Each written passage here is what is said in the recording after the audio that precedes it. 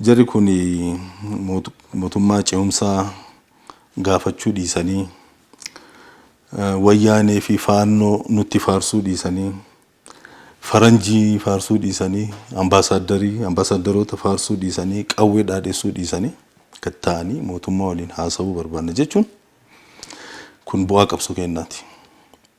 Jaalataniiti miti waan kana fudhatan furmaanni biraan jiru.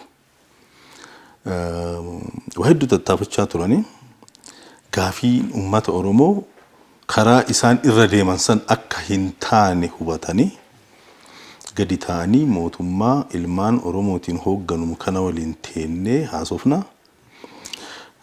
Iddoo mariitii fi guyyaasaa ammatti hin beeknu ammoo nuti asirra kennee jiru waa'een nageenya Oromiyaa nu yaachisiisa. Nutu akka kana jedhan barbaanna dura. Misooma Oromiyaa nu yaachisiisa yoo ka jedhan ta'e waa'een bulchiinsa gaarii illee kaasanii waa'een bulchiinsa gaarii gaafii kenna yoo kan jedhan ta'e uummata Oromoo waliin taane mootummaa Oromiyaa fi mootummaa federaalaa waliin taane rakkoo biyya kanaatiif furmaata barbaanna yoo ka jedhan ta'e waan jajjabeeffamu.